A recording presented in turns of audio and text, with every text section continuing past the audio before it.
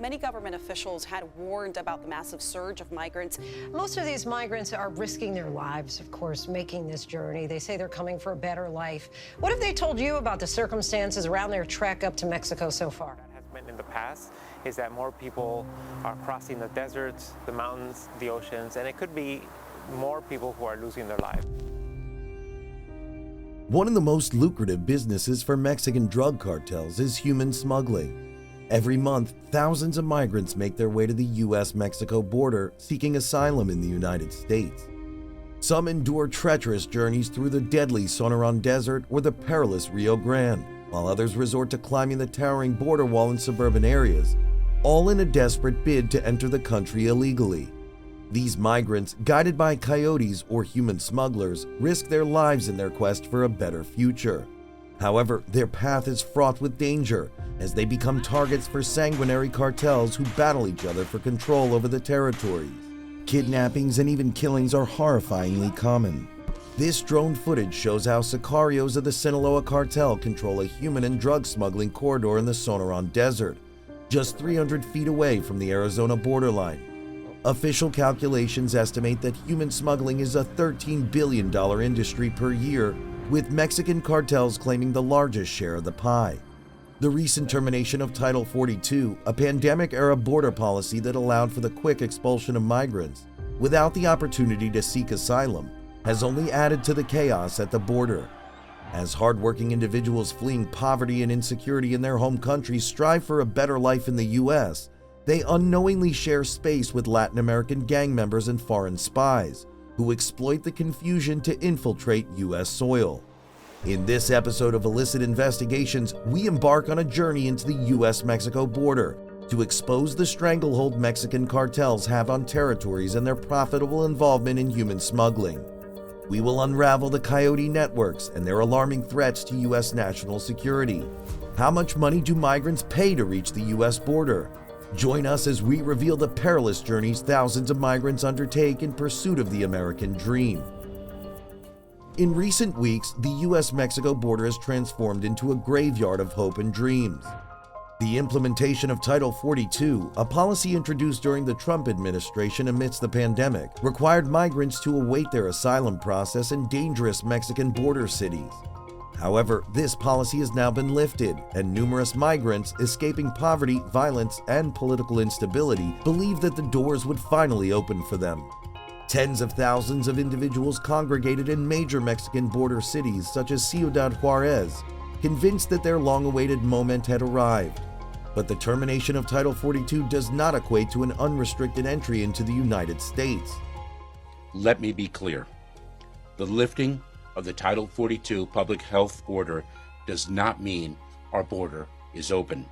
The return to Title 8, a set of immigration laws spanning several decades, allow asylum seekers to remain in the U.S. while their cases progress through immigration courts. However, the American immigration system is overwhelmed, lacking sufficient beds in detention facilities, immigration officers to process asylum requests, and courts to determine the fate of millions of migrants. Moreover, the Biden administration has come under intense scrutiny for its lenient approach to immigration enforcement at the border, enabling tens of thousands of individuals to gain entry into the country in the last 2 years by easily passing relaxed credible fear interviews and superficial background checks. The majority of these people that are coming across, most of them, 95% of them or higher, are really good people and they're hardworking people. Unfortunately, there's a small percentage of these people that are MS-13 people, gang members. Some of these people are Middle Easterners that are not favorable to the U.S. Consequently, immediately after the termination of Title 42 in May of 2023, the Biden administration announced stricter regulations. Migrants are now effectively prohibited from seeking asylum in the U.S. unless they have first applied online or sought protection in the countries they traversed, like Mexico. Therefore, massive deportations are currently happening to Latin American countries, and those expelled now face a 5-year ban from re-entering the country and requesting asylum.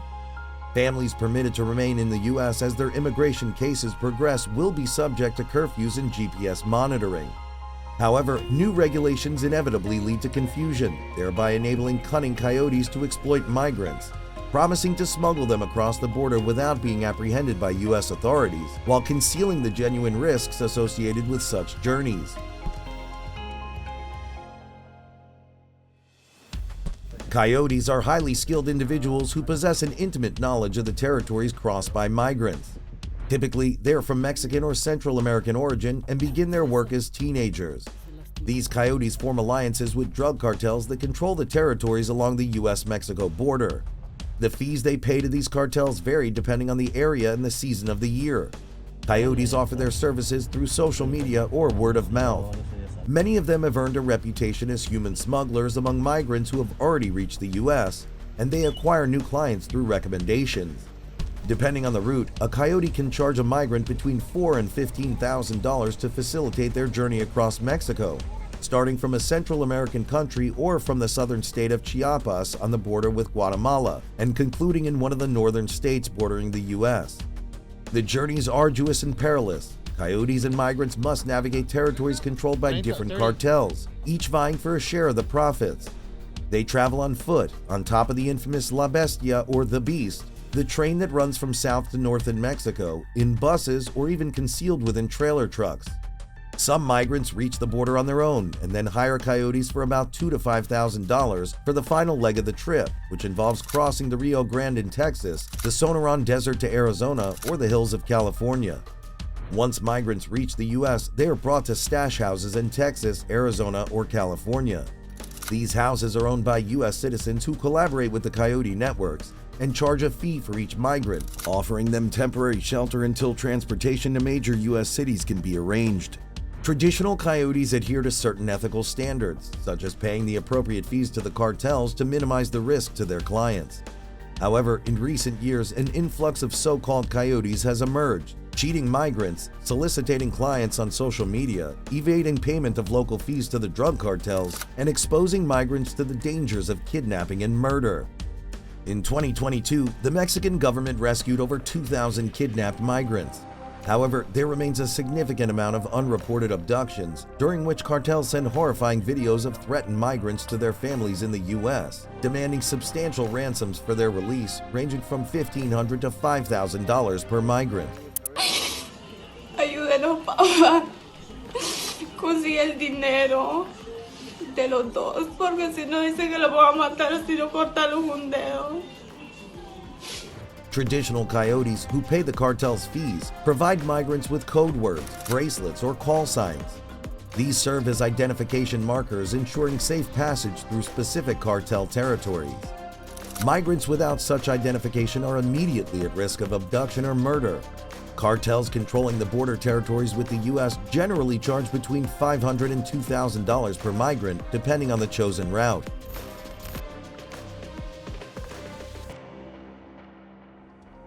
The U.S.-Mexico border stretches for 1,954 miles, with distinct territories governed by various bosses.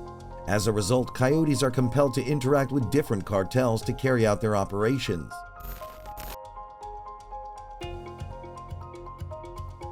Moving from west to east, Tijuana stands out as a major hub for human smuggling. It's a town dominated by local coyotes who have mastered the art of deceiving the Border Patrol officers and sneaking migrants through the foggy hills of California. Currently, 2 criminal organizations control the border territories. The first is the new generation of the Tijuana cartel, led by the young members of the Arellano Felix family. The second is the Mayo Zambada faction of the Sinaloa cartel, headed by Rene Arzate Garcia, also known as La Rana or the Frog.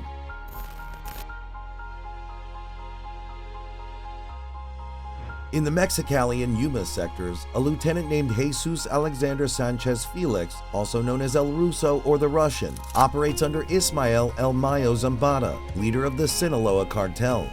Together with his group of lethal hitmen known as Los Rusos, they hold dominion over the territories utilized by coyotes for smuggling migrants.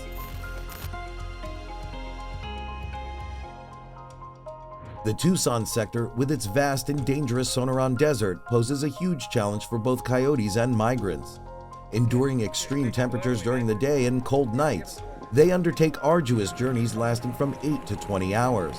Their goal is to cross the desert and reach the stash houses in Arizona. Within this challenging landscape, two cartels have asserted their control, depending on the chosen route. Firstly, there's the alliance between the Chapitos, the sons of Joaquin El Chapo Guzman, and the Salazar brothers, led by Crispin Salazar Zamorano, also known as Tio Pin. This video, obtained by Newsmax in early 2023 and captured by a private security firm, depicts the presence of sicarios belonging to the Sinaloa cartel 300 feet from the Arizona border, in an area of high influx of drugs and migrants. The Sonoran Desert is also operated by the Caborca cartel, originally founded by Rafael Caro Quintero. However, since his apprehension in July 2022, the new boss is Fausto Isidro Meza Flores, known as Chapo Isidro. He is one of Mexico's most powerful and discreet drug lords, having once served as a lieutenant under the Beltran Leyva brothers.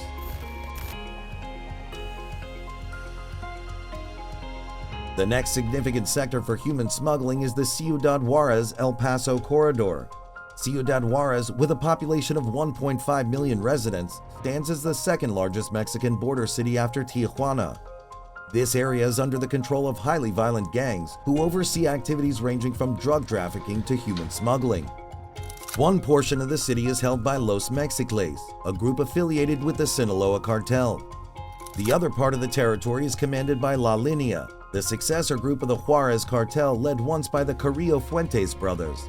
La Linea has its own gang known as Barrio Azteca, engaged in conflict with Los Mexicles.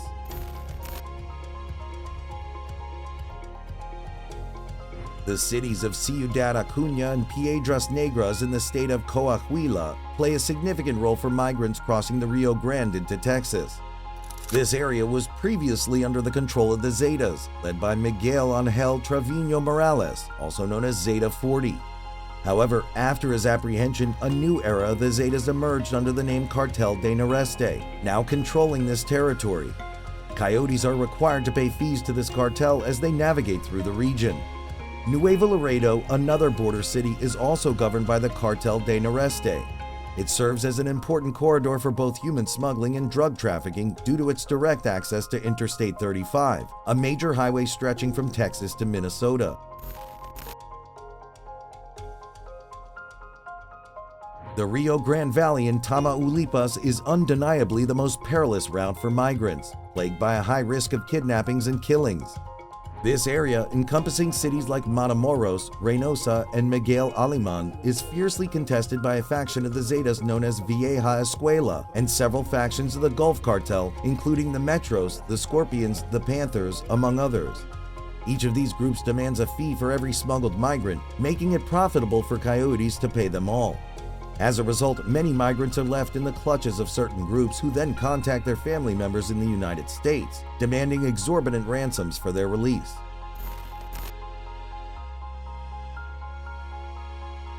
Immigrants make a vital contribution to the U.S. economy and enrich the country's cultural diversity.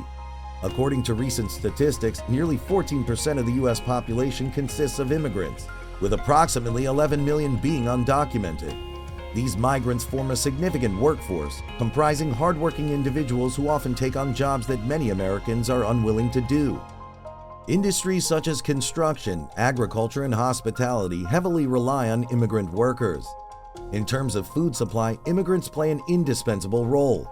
For instance, 69% of agricultural workers in California, 70% of seafood processing workers in Alaska, and 66% of meat processing workers in Nebraska are immigrants.